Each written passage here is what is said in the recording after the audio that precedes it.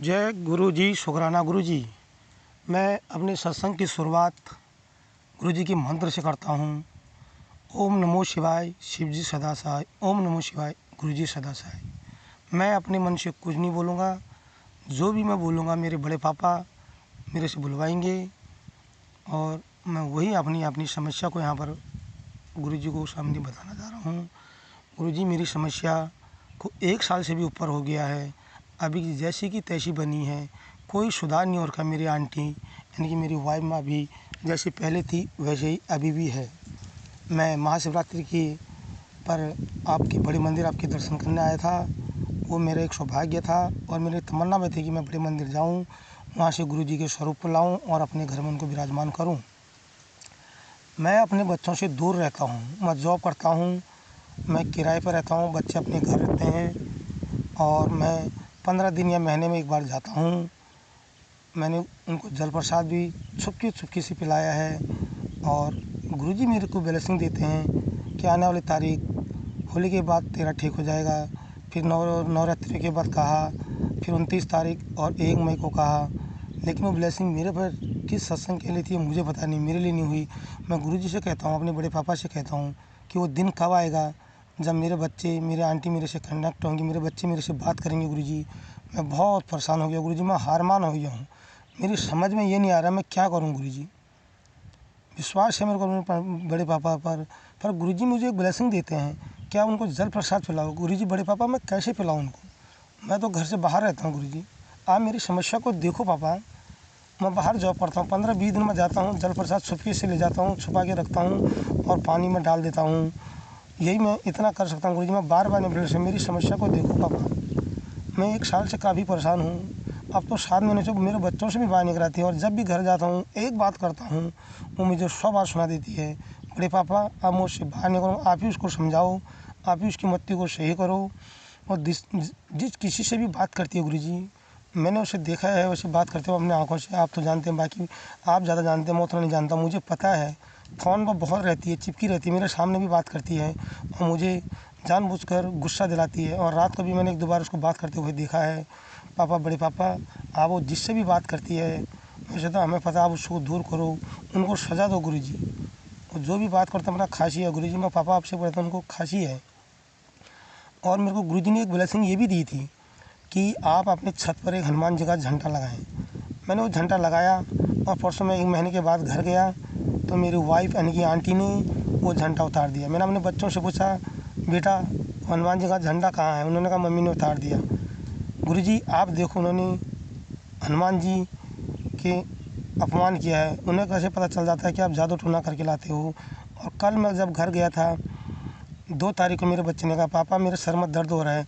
तब मेरी आंटी मेरे से क्या कह रही है, तेरे पापा जादू टोना करके लाएंगे तो ऐसे ही तो होगा, ऐसे ही तो होगा और क्या होगा। मैंने कहा गुरुजी आप ही देखो, मैं अगर जादू टोना करके ला रहा हूँ अपने बच्चों के लिए कि मेरे बच्चे से दूर हो जाए, अगर मैं कुछ कर भी रहा हूँ तो अपने बच्चों के भले के लिए कर रहा हूँ। क्योंकि मेरे को एक गुरु जी की ब्लेसिंग आई थी कि आप मंगलवार के दिन हनुमान जी के मंदिर में जाकर उनके बाँव पाँव का जो वो तिलक है, जो सिंदूर है, उसको लेके घर में अपने दरवाजे पर ओम गुरुजी लिखना। ओम मैंने घर पर लिखा है, उसी को देख के उसको लगा कि जादू करके लाए हैं।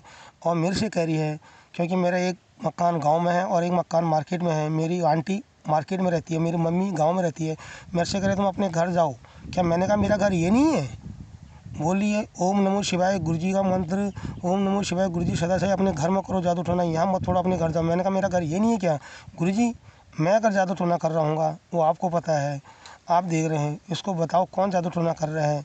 जिस किसी से भी बात करती है उनको सजा दो गुरुजी, इसको भी सजा दो। इसने मुझे बहुत रुला दिया गुरुजी, मेरी आंटी ने मुझे खून के आंसू रुला दिया गुरुजी। मैं इतना रो चुका हूँ 1 साल से, वो मुझे पता है, मेरी आत्मा को पता है और आपको पता है। एक गलत होने के बाद भी अपने को गलत नहीं बता रही है, मेरे पर ही गलत आरोप लगा रही है।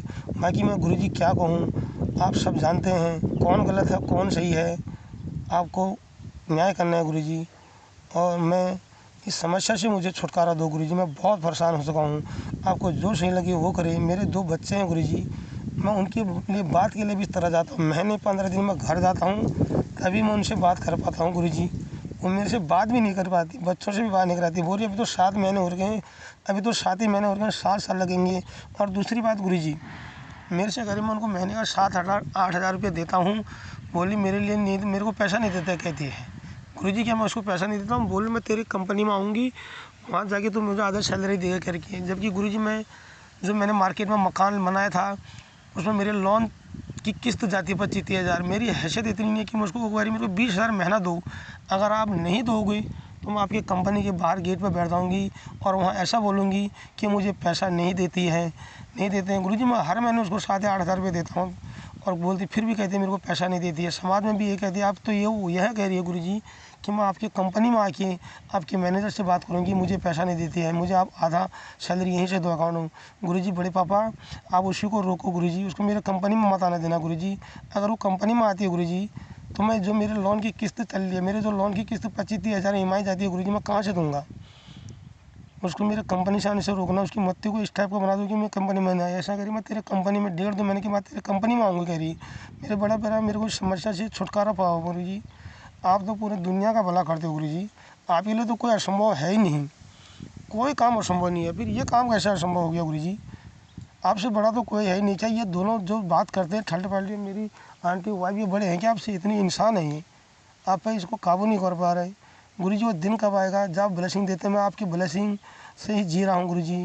गाड़ी जब मैं ड्यूटी को जाता हूँ आपके गाड़ी के नंबर पर ब्लेसिंग दिखता हूँ, ब्लेसिंग मुझे बहुत मिलती है गुरुजी, बहुत ब्लेसिंग मिलती है। आपकी ब्लेसिंग के सहारे, आपके मैसेज के साथ है, इसी के सहारे मेरे जो कॉन्फिडेंट आता है गुरुजी, मुझे जीने का वो दो और मुझे समस्या से छुटकारा दो गुरुजी। इसकी मत्ती को सही करो गुरुजी, इसको सही लाइन पर लाओ। और मेरे से उल्टा सुल्टा बोलते जो मना हुआ, मैं मेरे को गुरुजी ने बोल लगा मौन रहे, मैं मौन ही रहता हूँ गुरुजी। जब से मैं आपकी शरण में उससे ज़्यादा नहीं बोलता हूँ, बाकी मैं कुछ नहीं कहता हूँ। बाकी जो भी इसको जवाब देंगे मेरे गुरुजी देंगे। मैं अपने गुरुजी के उस पर छोड़ दिया, अपने बड़े पापा के उस पर छोड़ दिया है। बोली मैं कोर्ट केस कर दूँगी, कोर्ट केस में गुरुजी मैं हार जाऊँगा अगर ये कोर्ट केस लड़ती है, क्योंकि कानूनी मामला आजकल और महिलाओं के पक्ष में है। गुरुजी इसकी मत्ती को ऐसा कर दो कि महिलाओं के कानूनी पक्ष में मैं हार जाऊँ। अगर मैं जीत सकता हूँ तो मैं अपने बड़े पापा के आशीर्वाद से जीत सकता हूँ, कि मेरे बड़े पापा के लिए कोई भी चीज़ असंभव नहीं है। और मैं अब ज़्यादा कुछ नहीं कह के अपने सत्संग की यहाँ पर ही समाप्त करना चाहता हूँ। जो भी मुझसे इसमें बोलने में गुरुजी ने मुझे जो बुलवाया, उसमें जो भी मेरे से गलती होगी त्रुटियाँ होंगी, उसके लिए मैं क्षमा चाहता हूँ सभी सत्संग से। और मैं अपने मंत्र से इसकी ओम नमो शिवाय गुरुजी सदा साई, ओम नमो शिवाय गुरुजी सदा साई। गुरुजी ने, मेरे बड़े पापा ने मेरी बहुत बड़ी परीक्षा ले ली है और मैं भी परीक्षा में डटा हूँ, मैं भी पीछे नहीं हट रहा। मुझे उम्मीद है कि मेरी परीक्षा में मैं पास होऊंगा। मेरी थोड़ी समस्या ये है कि मेरे 10 और 11 मई को मेरे भतीजे की शादी है। अगर उस दिन, मैं इसके लिए कह रहा हूँ, विश्वास तो है कि मेरे बड़े पापा गुरुजी इस समस्या से मुझे छुटकारा ज़रूर दिलाएंगे, मेरे को ज़रूर दिलाएंगे। जय गुरुजी, शुक्राना गुरुजी। जय गुरुजी, शुक्राना गुरुजी। जय गुरुजी, शुक्राना गुरुजी। मैं गुरुजी से माफ़ी मांगना चाहता हूँ। जिसके जस्ट पहले मैंने जो सत्संग शेयर किया था उसमें हनुमान जी के बाँव पाँव के सिंदूर के लिए बोला था। वो बाँव पाँव नहीं था, दाहिने पाँव के लिए मुझे ब्लेसिंग मिली थी कि जो हनुमान जी का दाहिना पाँव है उसके मंगलवार के दिन वो दाहिने के पाँव के सिंदूर को अपने घर ले जाके अपने मेन गेट पर ओम और फिर जय गुरुजी लिखना। वो मैंने वहाँ पर बायां पाँव बोला, उसके लिए मैं माफ़ी चाहना था गुरुजी, मुझे क्षमा करना, क्योंकि मैंने बायां पाँव बोल दिया, वो दाहिना पाँव था। और मैं यही दोबारा ये सत्संग इसलिए शेयर कर रहा हूँ, माफ़ी मांगने के लिए शेयर कर रहा हूँ। और एक बात मैं गुरुजी सभी सत्संग से इस बार ये बताना कि इस बार मेरी 1 मई को एनिवर्सरी थी, 10वीं एनिवर्सरी थी, और वो पहली बार मैंने अपनी एनिवर्सरी नहीं मनाई। और नहीं, यहाँ तक कि हम दोनों एक दूसरे से बोले भी नहीं। और मैं गुरुजी से ये कहना चाहता हूँ कि आने वाले जो 11वीं एनिवर्सरी हो वो ऐसी ना हो, और एक भव्य के साथ हो, एक खुशी के साथ हो, और कहीं हम एक टूर पर भी जाएं। जो मेरी 2026 में हमारी एनिवर्सरी होगी 1 मई 2026 को, क्योंकि इस बार की एनिवर्सरी में तो हम बिल्कुल एक दूसरे से बोले भी नहीं।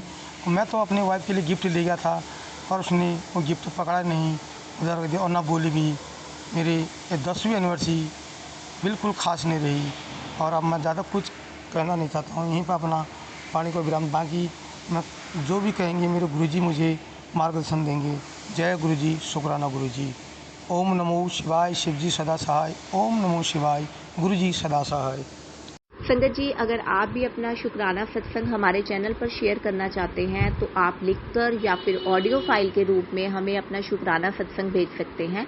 आपका शुक्राना सत्संग पूरे संगत परिवार में जरूर शेयर किया जाएगा।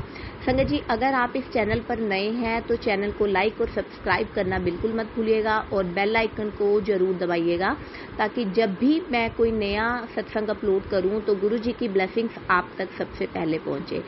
जय गुरु जी, शुक्राना गुरु जी।